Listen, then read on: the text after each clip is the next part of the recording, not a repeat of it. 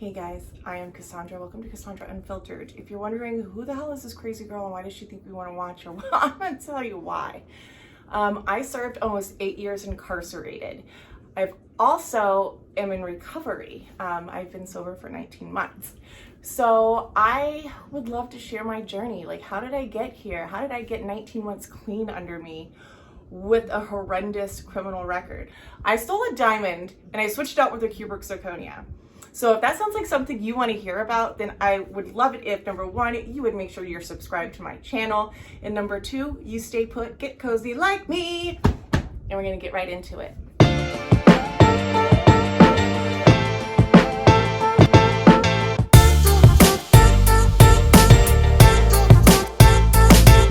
Woohoo! All right, first of all, don't expect my hair to look like this every video. This is like a fluke. I don't know what's going on with this dude, but I'm liking it.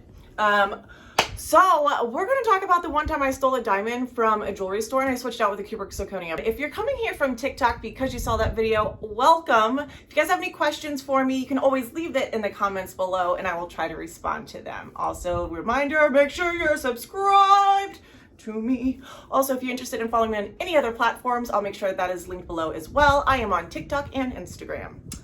So, as promised, we're going to talk about that jewelry situation. When I decided to steal this diamond, I was probably the most strung out I have ever been. A disclaimer, I did not go in with a mask and a gun and like, right, I'm gonna steal all your stuff. I didn't do that. You know what I did?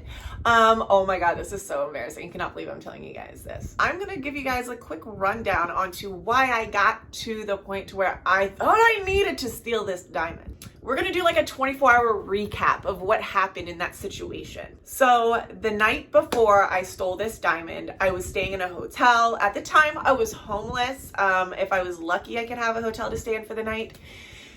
And my little butt wanted to keep that room. I had no money. I also had a horrendous drug habit. And in my mind, I thought, well, I could just go and steal a diamond from a jewelry store. Now, a long time ago, I had been engaged once upon a time, and I actually got married to a guy. So I had been to this jewelry store before, and we looked at rings. So I knew that they had loose diamonds to put into settings. So here I am getting kicked out of this hotel room that next morning because I didn't have any money to pay for the next night. I decided to call the cab company. And guys, this is before Uber, right? We could just pick up a phone and Uber. I had to pick up a telephone, probably with a cord still, and say, hello, yellow cab, I need a ride. Well, the cab driver came and picked me up. I had nothing. I just had my body. I did not have any clothes. I had no belongings. I was homeless. And so he drove me to a Walmart. Now, I had him waiting for me while I was inside Walmart shopping. Borrow, buy one of those little engagement rings that are like, I don't know, 20 bucks, right? And I get back in the cab. He's still running that meter up. And I say, can you please take me to this jewelry store? Local jewelry store. I'm not going to tell you the name of it because I don't want you guys to harass them. And also, I don't have permission from them to talk about this and I don't want to get in trouble again. So I'm in the back of this cab driver's vehicle and I'm like tinkering away with this little ring. I pop that stone out and I'm like, gold! So I get to this jewelry store and I'm thinking I look beautiful, right? You know, I probably weighed like 100 pounds of wet. Look like death blown over. So I go into this jewelry store and I act like I'm there to look at rings because I'm going to get married and I wanted to see what they look like. So the woman sits me down at the counter. She brings out some rings, puts them on the table. I'm looking at the rings. Oh, they're so pretty. Oh, how much is this? Like, I'm going to pay for it. Then I'm like, do you have any loose stones? Like, do you do any personal settings? And she's like, yeah, sure. So she goes and she brings some stones around. She hands one at a time on this beautiful setting. Well, I decided to accidentally drop it. Oops. And then I picked it up and put it back down. Nice. Well, I did a little switcheroo on her. So I did give her a stone back, but I gave her that stone that I had pulled out of the ring in the cab. As soon as I did the switcheroo to her, I popped the other stone in my mouth and I scooted right out of that store. I got back in that yellow cab and I said, drive! In my mind, I didn't know that they knew that I had done anything. I'm thinking that I'm like Slick Rick back here, right? No, that's not the case. So I was able to take that cab ride to a pawn shop. Got $3,000 for the stone. And then I had the cab driver take me to another hotel. I got a pack of Newports, and I got me some raviolis, and I got me a bottle of Tylenol. I paid the cab driver an extra $100. Like, shh, you never saw me.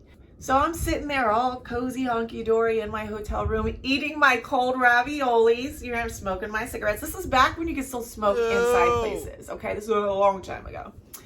Because I'm sitting there eating my lovely lunch, I see not one copper, another one, by the big window that the hotels have going out into the lobby. And I'm like, oh, shiza, I'm in trouble, right? I know that I'm in trouble, so I'm trying to keep it cool.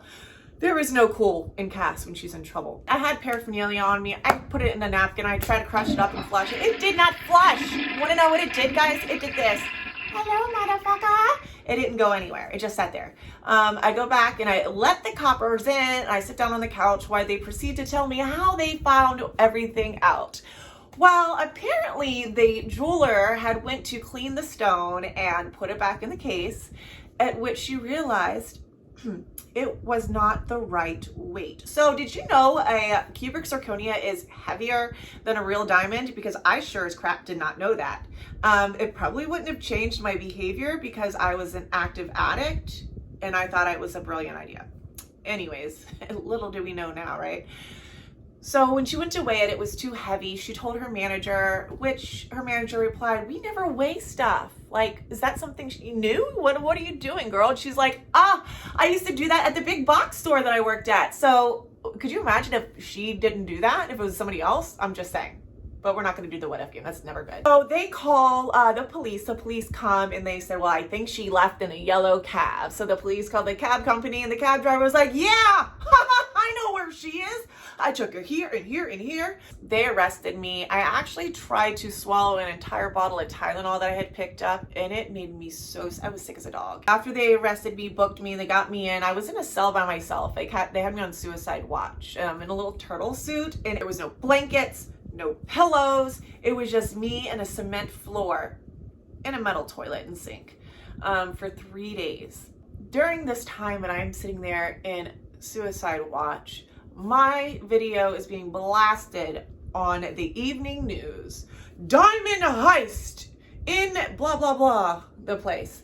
And it's a video footage of me walking into the store, sitting down with the saleswoman, looking at stuff. And then to make matters worse, they also have a mugshot the size of, I don't know, Georgia in the local papers. So after I get out of the suicide watch and turtle suit and they go to put me in general population, I'm walking in and they're like, oh my God, it's Bling. What? Who's Bling? That is a cool name, right? This is before Bling Ring, I believe. Yeah, apparently that was what they dubbed me because they had already seen my charges and stuff on the evening news in the newspaper. Mind you, when I called my grandma, she was like, yeah, you're not coming home anytime soon. Everybody knows. Well, grandma, guess what? Now everybody's really gonna know, right? My friends out there, because we're gonna share this. I'm just kidding. No, please do. Anyways, you're probably wondering, well, what did she get charged with? What was the outcome?